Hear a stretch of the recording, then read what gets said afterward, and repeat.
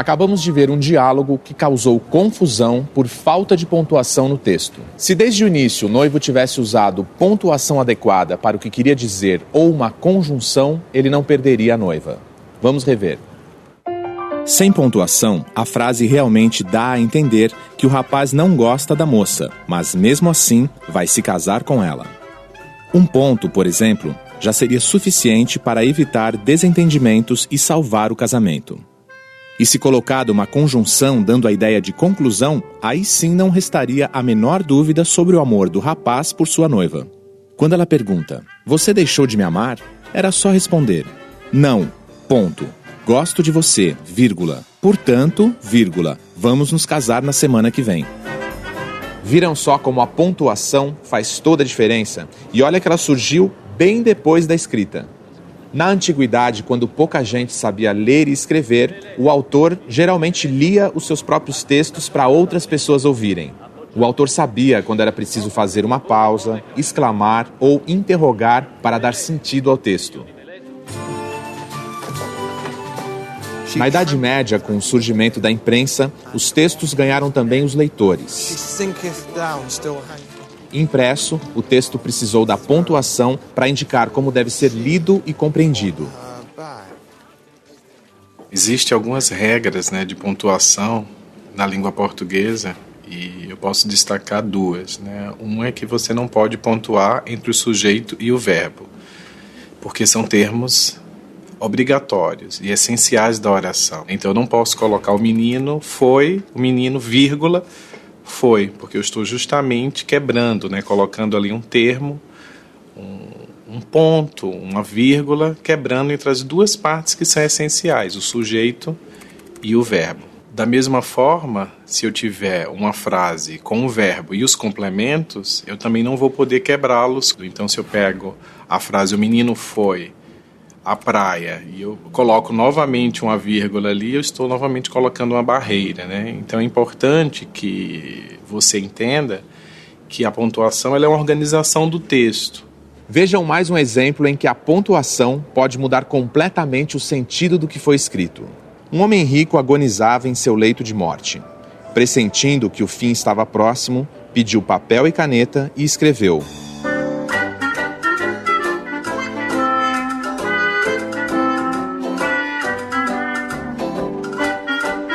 Mas o homem morreu antes de fazer a pontuação. Então ficou a dúvida: para quem o falecido deixou sua fortuna? Bem, depende de como os candidatos à herança vão pontuar o texto. O sobrinho fez a seguinte pontuação: Deixo meus bens à minha irmã? Não, a meu sobrinho. Jamais será paga a conta do padeiro. Nada dou aos pobres. A irmã chegou em seguida e pontuou assim: Deixo meus bens à minha irmã, não a meu sobrinho. Jamais será paga a conta do padeiro. Nada dou aos pobres. O padeiro pediu cópia do original e puxou a brasa para a sardinha dele. Deixo meus bens à minha irmã? Não. A meu sobrinho? Jamais. Será paga a conta do padeiro. Nada dou aos pobres. Na literatura, a pontuação também é uma questão de estilo.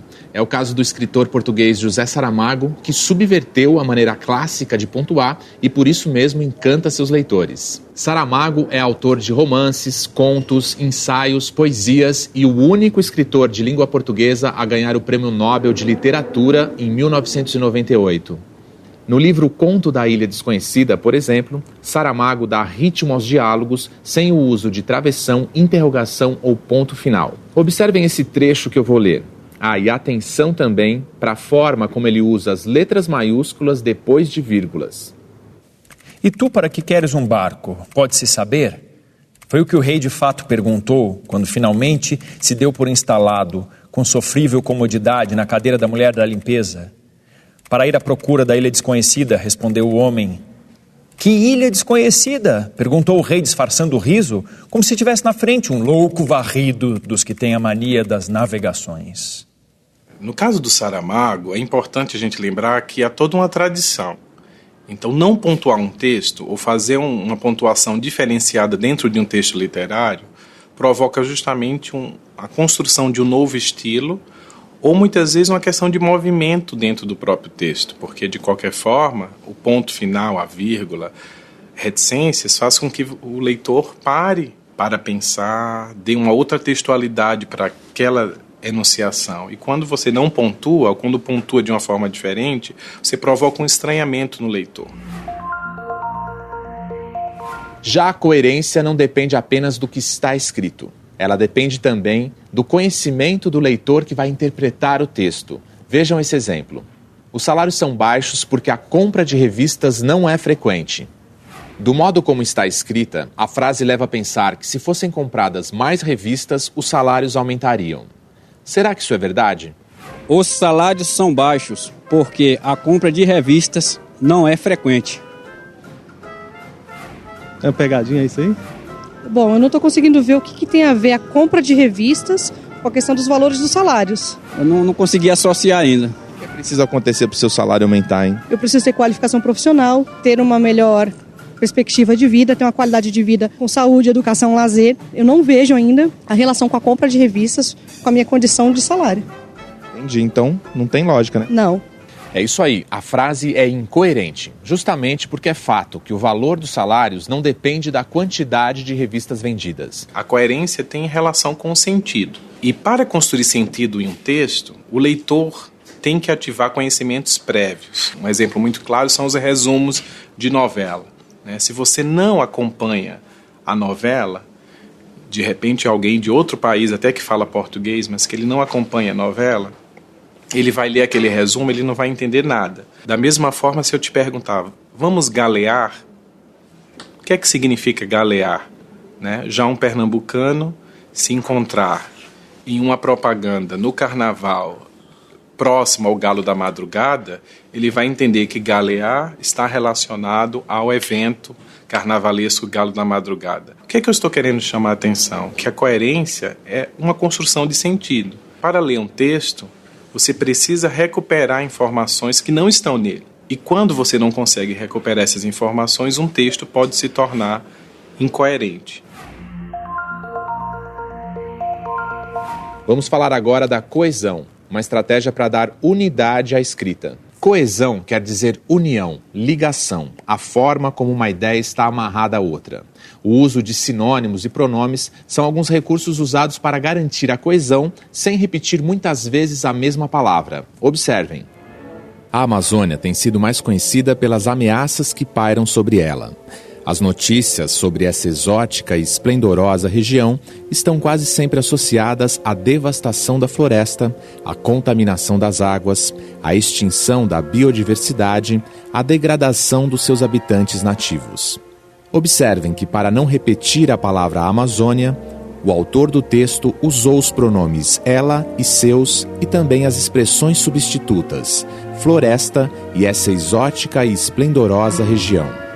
Se essas substituições não tivessem sido feitas, o texto ficaria repetitivo assim.